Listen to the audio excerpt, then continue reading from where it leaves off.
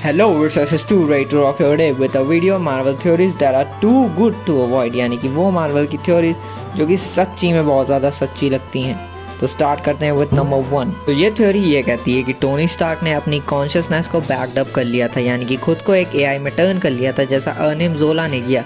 क्योंकि कॉमिक्स में भी ऐसा कई बार हुआ है, जब टोनी स्टार्क नहीं रहा था वो रिटर्न किया था एज अ एआई। तो ऐसा हो सकता है कि फ्यूचर में हमें एमसीयू में टोनी स्टार्क देखने को मिले, यानी आयरन मैन देखने को मिले, not the real one but the AI word. Number 2, ये वाली बहुत ही ज़्यादा इंटरेस्टिंग है। तो इन्फिनिटी वॉर में डॉक्टर स्ट्रेंज ने 14,605 आउटकम देखे थे, जिसमें से एक ही था जब वो जीत गए थे। बट एंशिएंट वन ने कहा था कि जब भी हम कोई आउटकम देखते हैं फ्यूचर का, तो उसमें हमें वही आउटकम दिखता है, वहाँ तक दिखता है जहाँ तक हम जिंदा रहते हैं। तो हो सकता है कि ऐसा भी आउटकम हो जिसमें डॉक्टर स्ट्रेंज मर गया हो पर अवेंजर्स जीत गई हो, और क्योंकि उसमें डॉक्टर स्ट्रेंज मरा था तो उसका फ्यूचर कभी उसे देखने को मिला ही नहीं। नंबर 3, तो ये थ्योरी ये कहती है कि जितने भी थैनोस के ब्लैक ऑर्डर के मेंबर थे, यानी कि जो उसकी 4 संतानें थी, उन सब के वेपन्स उन्हीं बॉनो ने बनाए थे, जिन्होंने स्टॉर्म बेकर बनाया था। क्योंकि वो वेपन इतने ज़्यादा पावरफुल है कि पूरे वाइब्रेनियम से बने हुए विजन को चीर दिया और सारे अवेंजर्स की बैंड बजा दी। कर्ल ऑब्सीडियन का वेपन याद है, जिसने आयरन मैन को पूरा जकड़ वकड़ लिया था, बस स्पाइडरमैन ने एंड मोमेंट पे बचा लिया था। नंबर 4, ये थ्योरी ये कहती है कि जो super soldier serum captain America ने लिया था, उसमें वकांडन हर्ब था,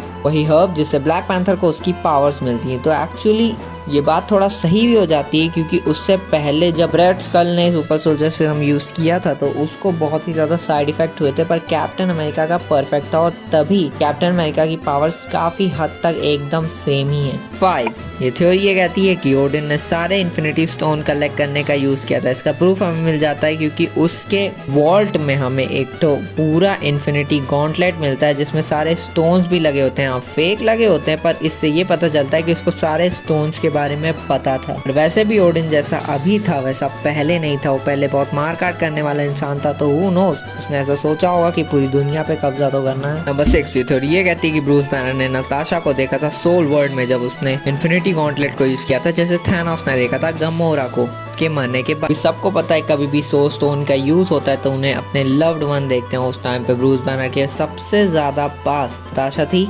उसने नताशा को ही देखा होगा सोल वर्ल्ड में। नंबर 7, ये थ्योरी ये कहती है कि जो 6 में से 5 इन्फिनिटी स्टोन है, वो 5 ओरिजिनल अवेंजर्स को रिप्रेजेंट करती है, जैसे Tony Stark mind stone, Hulk power stone, Hawkeye soul of the team soul stone, Thor space से आया है तो स्पेस स्टोन, और कैप्टन अमेरिका अपने टाइम से आगे आ गया था, मतलब टाइम में स्किप हो गया था, तो time stone. Number 8, this theory says कि कैप्टन अमेरिका पहले से स्पाइडरमैन को जानता था, क्योंकि वो दोनों ही न्यूयॉर्क से थे, और जब उन दोनों की बैटल हो रही थी तब कैप्टन अमेरिका ने उसके ऊपर एक ब्रिज गिरा दिया था। अब वैसे तो कैप्टन अमेरिका कभी भी किसी की जान नहीं लेता है, अगर उसे ये पता नहीं होता कि स्पाइडरमैन कौन है, उसकी पावर्स क्या है, तो उस पर से ब्रिज नहीं गिराता, क्योंकि नॉर्मल पर्सन को तो वो ब्रिज आराम से मार देता। नंबर 9, तो अवेंजर्स मूवी में लोकी आया था अर्थ पे ताकि वो अर्थ को रूल कर सके, जिसे अल्टीमेटली थैनोस ने भेजा था, और थैनोस ने उसको माइंड स्टोन दिया था ताकि वो उसकी हेल्प से स्पेस स्टोन को भी ले सके। ये थ्योरी ये कहती है कि उसने माइंड स्टोन उसको स्पेस स्टोन लेने के लिए नहीं दिया था, पर इसलिए दिया था ताकि उससे लोकी और भी ज़्यादा करप्ट हो जाए, और भी ज़्यादा बुरा हो जाए, एसगार्ड में फ्यूड आ जाए, केओस आ जाए, ताकि उसके लिए बॉनो तक पहुंचना और आसान हो जाए, और अपने लिए गॉन्टलेट बनवाना उससे भी ज़्यादा आसान। नंबर 10, लास्ट वाली थ्योरी ये कहती है कि गमोरा को थैनोस ने अडॉप्ट किया था ताकि वो अल्टीमेटली उसको सैक्रिफाइस कर सके,